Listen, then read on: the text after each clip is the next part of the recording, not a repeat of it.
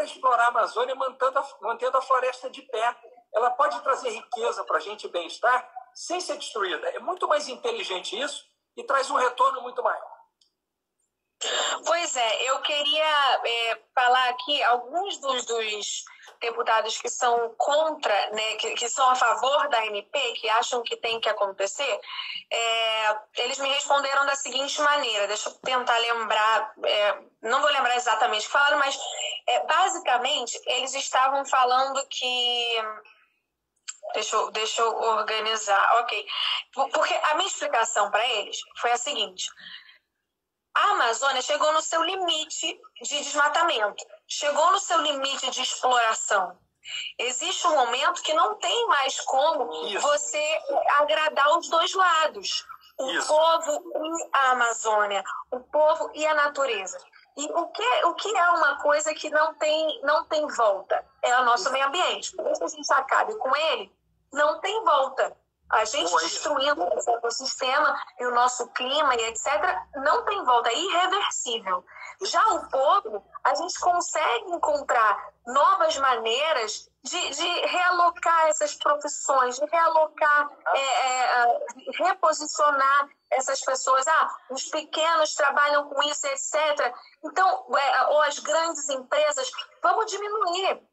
Vamos reflorestar. E aí eu perguntei para eles, então, porque eles falaram assim, a gente está tentando legalizar, lembrei agora, a gente está tentando legalizar porque a maioria das coisas que são do desmatamento na Amazônia é ilegal.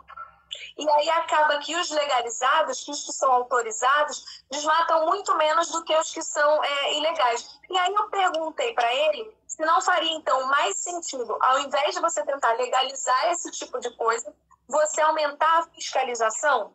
Porque, pelo que eu ouvi, para você entrar lá, até quando eu fui gravar o meu clipe na Amazônia, alguns anos atrás, eles são super preocupados com quem entra com câmera, com fotos. Se você vai fazer um passeio turístico, você não pode fazer foto, porque vira e mexe tem gente com metralhadora para matar quem filma o desmatamento ilegal. Então é uma máfia. Assim, o que eu soube, o que eu fui informada, é que é uma máfia gigante. Quando eu cheguei lá, era toda essa preocupação de, olha, se você vê alguém desmatando, não filma, esconde a câmera, que eles podem te atirar, podem te matar. E eu falei, gente, mas como assim? Aí me explicaram que era desmatamento ilegal e que qualquer pessoa que entrasse lá e tentasse filmar para denunciar, eles matavam mesmo, e é isso aí, joga no rio, ninguém sabe como é que morreu, como é que aconteceu. Eu quero te perguntar se isso que eu escutei quando eu estava lá é uma realidade, e se você acha que, ao invés de estar preocupado em legalizar isso e aí aumentar mais ainda o desmatamento, deveria se preocupar em fiscalizar, botar fiscalizações com drone, mapeamento, satélite, para que isso não aconteça. Muito bem, Anita, com certeza. Eu primeiro queria falar rapidamente daquele ponto de não retorno que você falou. Vamos imaginar que a gente tivesse um jardim pequeno assim. Imagina que alguém passe e arranque uma plantinha do jardim, né? Provavelmente o jardim, ele sozinho regenera aquela plantinha. Daqui a pouco nasce outra no lugar. Se a pessoa passar e arrancar 2 ou 3 plantinhas no jardim, pode ser que também daqui a um pouco mais de tempo elas também voltem a crescer, nasçam de novo. Agora, se alguém passar e tirar grande parte do jardim, às vezes o que sobra não consegue recuperar o que foi tirado. Então, os cientistas que estudam a Amazônia estão mostrando que a Amazônia está chegando perto desse ponto de não retorno. O ponto de não retorno é quando passa de um limite que ela não consegue mais se recuperar. E ela tende a se tornar uma savana, quer dizer, caminhar quase que como se fosse para uma desertificação. É claro que isso não é em um ano, mas é um processo irreversível. Então, é muito perigoso. Segundo, a fiscalização, como você falou, é super importante. Só que o que o governo federal está fazendo? Está enfraquecendo ao máximo a fiscalização. Então, os servidores do IBAMA, que é um órgão muito sério, que estão tentando multar quem está fazendo coisa errada, estão sendo perseguidos. E agora o governo está proibindo uma coisa que era feita, e isso também o Ministério Público mostrou recentemente, que era destruir as máquinas usadas para desmatar. Quando o IBAMA chegava lá e encontrava um trator que estava sendo usado para desmatar ilegalmente uma floresta, Anitta, imagina só, a Amazônia é imensa. Então, lá no meio tem um trator. O que o IBAMA fazia? Ele pediu autorização e destruía aquele equipamento para evitar que ele continuasse a ser usado para desmatar. Agora, isso foi proibido. Então, Porque foi mudado o presidente do IBAMA, não é isso? Exatamente. O que aconteceu recentemente? Quem indicou o novo presidente do IBAMA? O ministro do Meio Ambiente, que foi indicado pelo presidente da República. Por quê? No fundo, na prática, o presidente da República hoje tem uma visão de que ele acha que proteger o meio ambiente é atrapalhar o desenvolvimento econômico. Essa é a visão mais velha que existe no mundo. O mundo inteiro já deixou isso para trás. Isso é uma visão de 200 anos atrás. O mundo inteiro já sabe que para você desenvolver economicamente é importante preservar o meio ambiente, porque ele te entrega muito mais do que se você destruí-lo. Então, a fiscalização, que é muito importante, está muito difícil, porque os servidores do IBAMA, do ICMBio, do Instituto Chico Mendes, estão sendo muito perseguidos. Por quê? Porque eles estão fazendo o trabalho deles. Então, imagina, você ser perseguida por cantar ou por fazer um show. É um absurdo. Essa é a sua profissão, esse é o seu trabalho. O que está acontecendo com os fiscais do meio ambiente é que eles estão sendo perseguidos por fazer o trabalho deles. É muito grave. Gente, para todo mundo que está aqui assistindo a gente, entenda, mais uma vez eu vou repetir, isso não é uma questão política. Entende? Eu respeito todas as pessoas que são a favor do Bolsonaro. Eu acho que todo mundo tem o direito de ser a favor, contra, quem quiser. Mas a gente precisa entender que ninguém é Deus. As pessoas erram, as pessoas fazem decisões certas e decisões erradas. O governo que eu vejo hoje em dia, de fora, como uma pessoa que está começando a estudar esse assunto, é um governo que preza muito pela economia.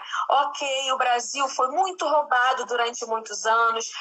O Brasil realmente tem, na minha opinião, tem a possibilidade teria a possibilidade de ser o país mais rico do mundo, porque a gente tem todos os tipos de clima aqui, a gente tem a natureza que ninguém tem, a gente não tem terremoto, a gente não tem furacão, a gente não tem nada de prejudicial, é um lugar perfeito para as pessoas investirem e a gente não consegue por conta do sistema de corrupção e de etc. Então, assim, eu quero dizer que não tem nada a ver com Bolsonaro ou não Bolsonaro. Quem gosta do Bolsonaro tem o seu direito, quem não gosta tem o seu direito. A minha questão aqui é a seguinte: todo mundo precisa entender que o ambiente, o meio ambiente, ele é importante para todo mundo. Agora que a gente está aqui nessa pandemia, a gente está vendo que não adianta quem está rico, quem está pobre, o país rico, o país pobre, porque todo mundo está aí vulnerável ao vírus, todo mundo está aí sofrendo e aí o vírus não escolhe quem é rico, quem é pobre, país que tem economia, país que não tem. E quando acontecer um colapso natural da nossa natureza, do meio ambiente, o meio ambiente não vai escolher, vou dar oxigênio para cá para quem está rico, para quem está pobre. Então não adianta a gente investir na economia, é muito importante investir na economia, desde que a gente não afete um núcleo que é o mais importante do mundo, que ninguém vai conseguir vencer, que é o nosso meio ambiente, que é o nosso oxigênio.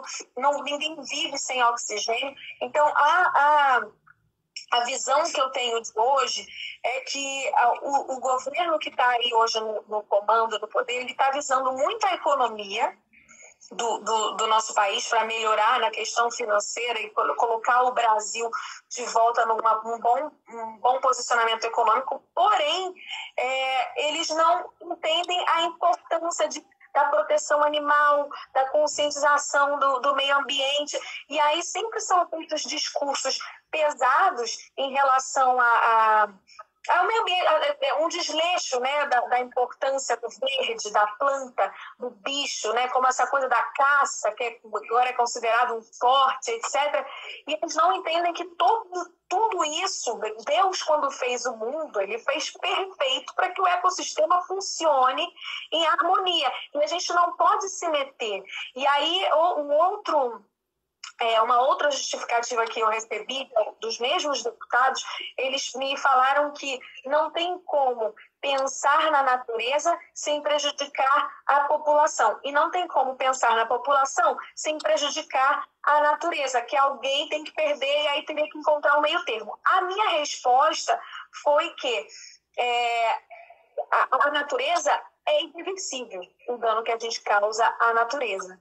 A população, como eu disse aí mais cedo, é possível a gente reposicionar, encontrar novos destinos, novas funções para essas pessoas, num novo padrão de realidade, um padrão onde a gente entende a importância de cuidar do meio ambiente para que todo mundo viva, para que todo mundo respire. Então, eu acho que em algum momento, nesse momento agora, que a Amazônia chegou no seu limite, é importante a gente escolher ou um ou outro. E não tem como a gente não escolher o que é irreversível, porque uma vez que a gente não escolhe a Amazônia, a merda que acontecer não tem volta. Já a gente explicando para a galera, olha, a população vai sofrer nesse momento, porque, enfim, precisa da coisa do desmatamento, do trabalho que seja, do rural, do agropecuário, porém a gente pode realocar essas pessoas. A gente pode redefinir essas pessoas na vida delas, quando, na verdade, a natureza a gente não tem o que fazer. Esse meu raciocínio, o que tem de errado? Tem alguma coisa certa? Tem alguma coisa errada? Ele só tem coisa certa. Ele está perfeito, Anitta. Porque, olha só, primeiro uma coisa que você chamou a atenção, assim, vamos falar um pouquinho rapidamente assim, de uma instituição que não é partidária, ela não está a favor de nenhum partido. O que mostra que esse assunto aqui é um assunto que não é partidário, né? Ele é um assunto de interesse de todos. O Ministério Público. O Ministério Público é aquele órgão, por exemplo, que combate a corrupção, que pede a prisão dos corruptos, que acusa. Esse mesmo Ministério Público, ele é contra essa medida provisória. Então, a gente pode e deve ser contra a corrupção, correto? E a gente pode e deve ser contra essa medida provisória, que ela traz um mal irreversível, como você falou, que é a destruição do meio ambiente. O Brasil é um país que tem tudo para dar certo. O tamanho desse país é um tamanho continental, Anitta. Você sabe disso? Você viaja esse país todo. Esse país é um continente. Ao mesmo tempo, ele tem um solo... Acho que não tem país que se compare. Não tem país que se compare, né? O nosso ar, a nossa floresta, eu gostaria que as pessoas todas soubessem, eu já viajei, gente, esse mundo inteiro, muitos lugares. A nossa floresta faz com que o ar que a gente respire seja uma coisa incrível para a gente. Todos os países que eu vou, só de respirar o ar, frio ou calor, você fica ressecado, você fica com problemas de respiração. Aqui no Brasil, a gente tem uma fauna, uma flora tão complexa que a gente não tem esses problemas, que é tudo perfeito, com funcionamento inteiro. Você falou agora da fauna e da flora. Uma em cada 4 espécies vivas no mundo, de fauna ou de flora, animal, vegetal, uma em cada 4 estão no Brasil. Isso é um tesouro sem tamanho. Se a gente souber cuidar disso e pesquisar isso, tem conhecimento, tem cura para tudo que é doença, tem solução para tudo aqui no Brasil. Então tem que proteger isso como um tesouro. Isso não significa que as pessoas não vão ser cuidadas, ao contrário, um de desenvolvimento desse tipo, ele é melhor para todo mundo, ele distribui mais riqueza. Porque o desflorestamento, o desmatamento, o que ele deixa atrás dele, Anitta? Miséria. Quando a floresta é derrubada, o que fica depois é um nada. É uma terra seca, sem vida, que perde a utilidade. Outros países já cometeram esse erro. Nós vamos copiar isso? Ou vamos criar uma maneira nossa de desenvolver o Brasil? De pensar uma outra civilização, uma outra forma de construir a relação com a natureza? Não é verdade que só tem a forma de destruir, como alguns deputados te disseram. Ou destrói e as pessoas vivem bem, ou não destrói e as pessoas vivem mal. Não! Tem muitos lugares que criaram formas de conviver bem com a natureza, proteger, tirar dela o que ela tem de melhor, sem destruir. Isso é uma maneira muito mais inteligente. Porque a sensação que eu tenho é que eles estão sempre governando pensando em ser reeleito, né? Pensando no povo ter uma boa imagem deles e não no que realmente é importante para o mundo em geral. Na minha concepção, na minha opinião, existe um limite onde você consegue evoluir uma cidade sem agredir o meio ambiente. Por quê? Vamos lá, você tem uma população ali. Aí são votantes, né? Aí você quer que eles tenham hospital, escola, etc., vida social, para que eles votem em você, porque você deu tudo isso para eles. Porém, se eles estão em área florestal, isso eu posso estar errada, tá, gente? É um pensamento meu e pode ser que seja errado, tá? Se eles estão em área florestal, não tem como você criar uma civilização ali sem você desmatar. Então, não seria mais fácil realocar ou você encontrar uma outra, como eu te falei, encontrar um outro destino, uma outra diretriz, ao invés de você desflorestar toda uma parte para criar uma nova cidade? Não dá para você já explorar o que já existe, ao invés de desmatar mais? Exatamente, Anitta. E a prova disso é que a população brasileira vem crescendo, mas num ritmo cada vez mais lento. Né? Assim, a curva de crescimento, assim, o ritmo de crescimento da população brasileira só vem diminuindo nos últimos tempos. Daqui a pouco, a população brasileira não cresce mais, daqui a alguns anos, e daqui a pouco ela começa até a diminuir. Então, não nos falta espaço para viver, não nos falta espaço para alocar as pessoas. Não é o caso, por exemplo, de um país como a Índia, que tem uma superpopulação, uma quantidade de gente que você às vezes não sabe onde pôr. Aqui no Brasil, não é o caso. 200 milhões de pessoas para esse território, daí sobra, não precisa destruir mais nada. E o pior, os economistas já estudaram e provaram que o fato da gente estar destruindo mais floresta não está aumentando a produtividade da nossa agricultura e pecuária. Então, não precisa desmatar para produzir mais. O avanço da ciência e tecnologia... Sem dúvida nenhuma, está diminuindo o custo dessa produção. E aí que entra, né?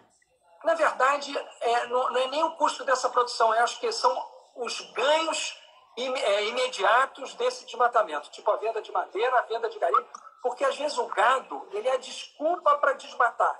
Às vezes, não é nem o gado que dá o dinheiro. Às vezes, o gado é colocado ali para justificar a derrubada da floresta. Sim. Né? Sim. E também, imagina, tem coisa que dê mais jeito que a pessoa lá pegar uma área enorme, cercar para ela. E aquilo que não era dela, de repente, passa a ser uma área que vai ser valorizada.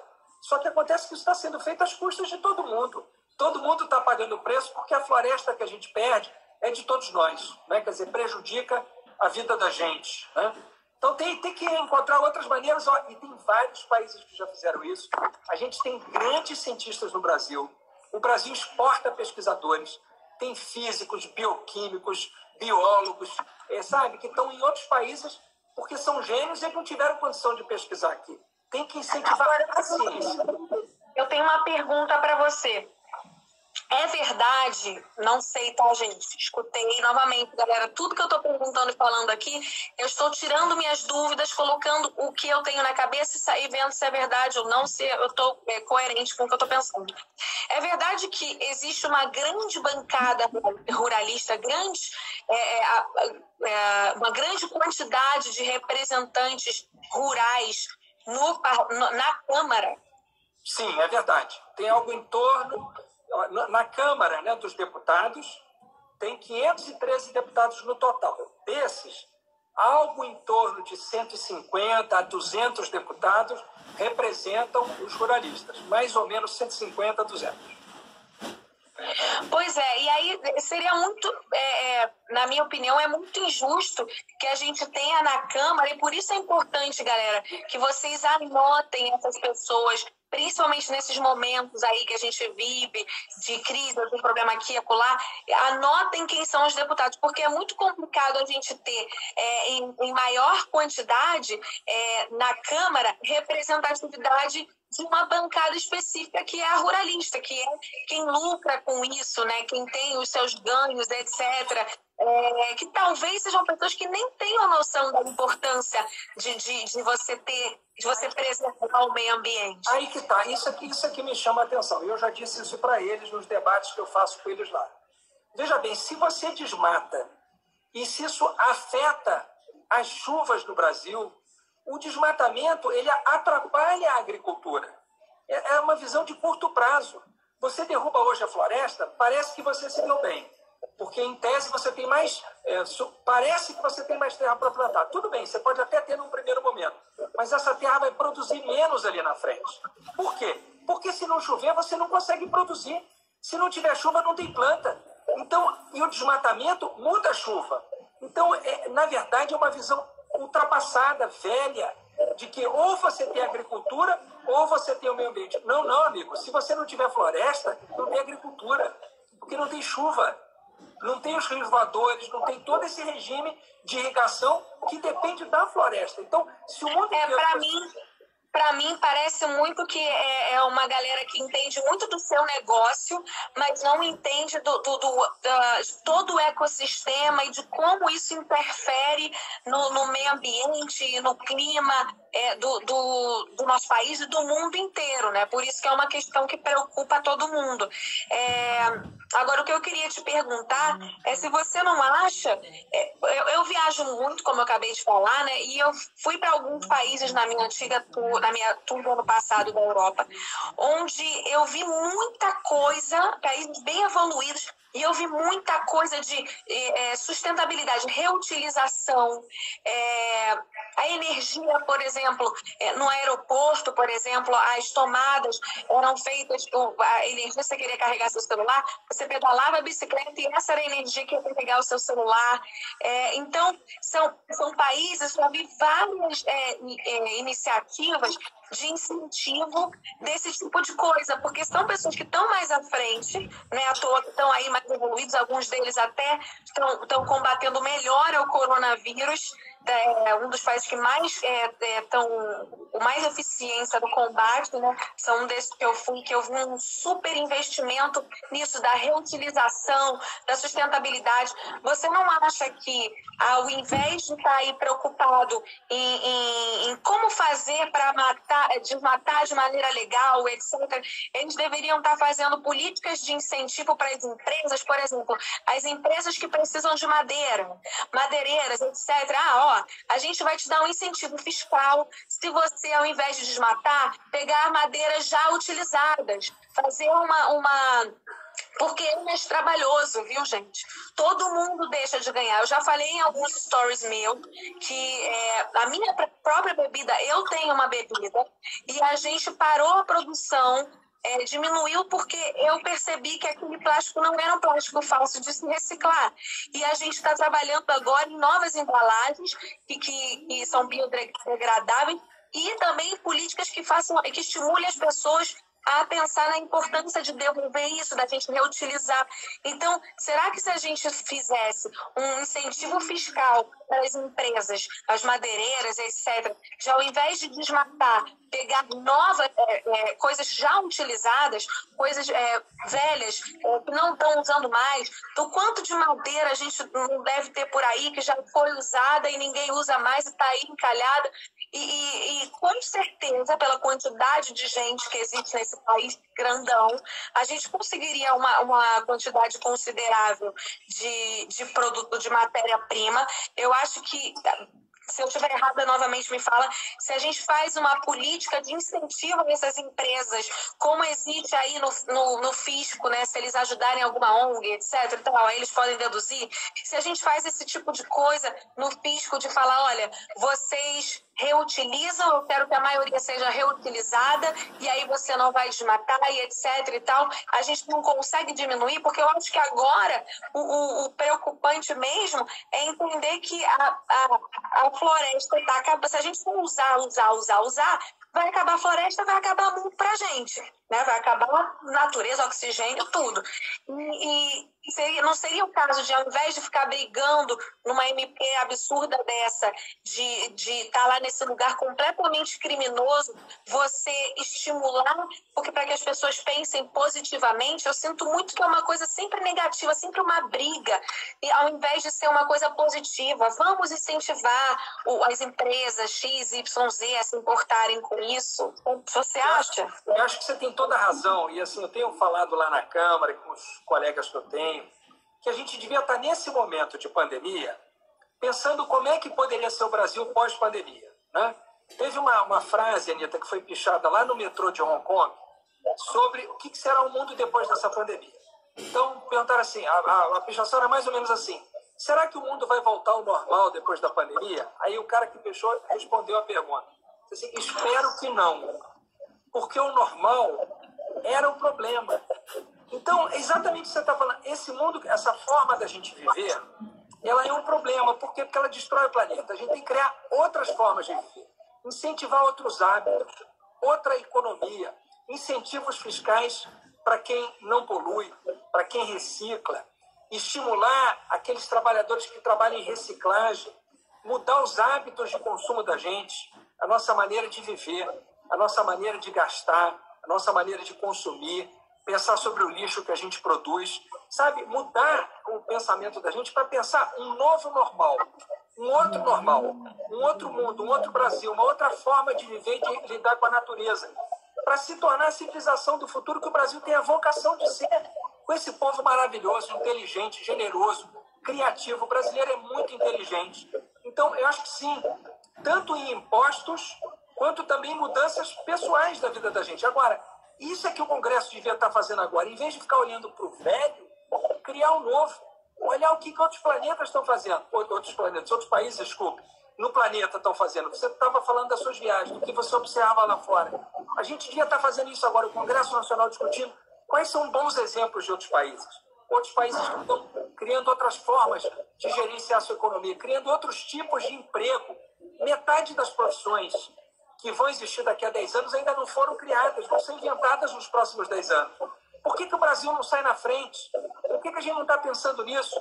Não está pensando em incentivar desmatamento, destruição de floresta, extração ilegal de madeira, garimpo ilegal. Onde é que isso dá? Isso dá em miséria, em pobreza, em injustiça. Isso não é bom para ninguém.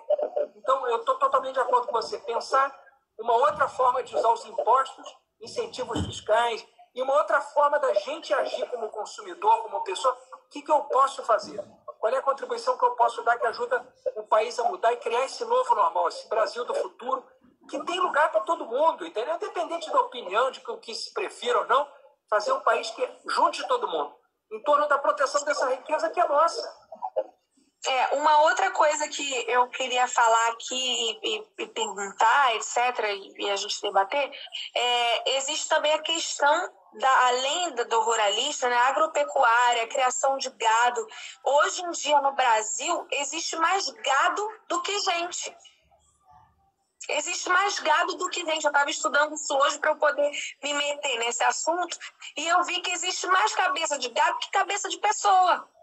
E aí a gente vê como o nosso consumismo tá sendo exagerado e desnecessário.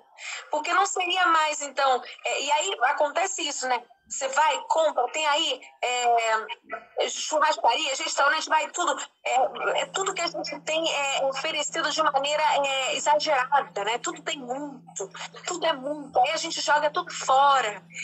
E essas coisas que jogam fora, elas custam pra gente. Para quem não sabe, essa parte eu estudei, eu vou falar de maneira bem simples, tá? O peido de uma vaca, ele é muito poluente para o nosso ar. Então, a cada vaquinha que está aí soltando seus gases é um dano para o meio ambiente gigantesco. Por isso eu diminuí. As pessoas pensam, sempre que eu falo que eu mudei a minha alimentação, eu não sou 100% vegana, porque eu acho que as pessoas não conseguiriam aderir a essa 100%, a esse radicalismo. Então, por isso eu sou o reflexo do que eu gostaria que as pessoas fossem.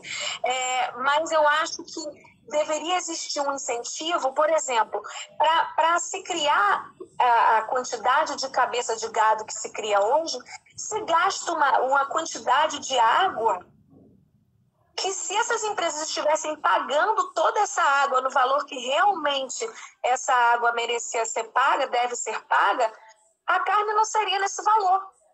seria muito mais cara. E aí a gente não teria um estímulo tão grande à agropecuária, né, como a gente tem hoje. A gente teria também o estímulo da gente produzir coisas da terra, né?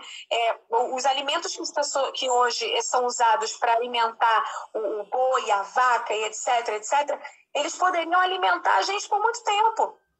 Então, será que a gente não conseguiria delimitar um limite, uma quantidade, uma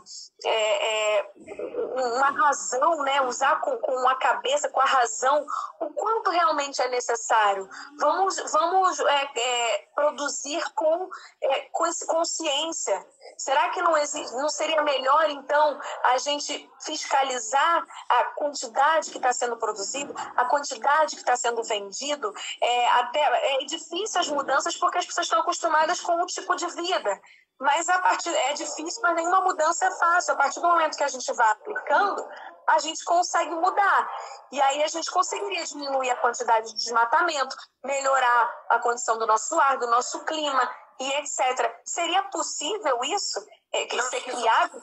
Eu acho que isso passa muito, Anita, assim, pela postura de cada um de nós, né? Assim, como cada um, assim, essa consciência que você vai adquirindo, né? Assim, de repente eu estou exagerando, eu posso comer menos, eu posso não desperdiçar tanto. Esses pequenos gestos fazem muita diferença no total, né? Quer dizer, se todo mundo tiver alguns pequenos gestos, a soma disso é muito representativa. Seja nos hábitos de consumo da gente, seja nas coisas que a gente faz, né?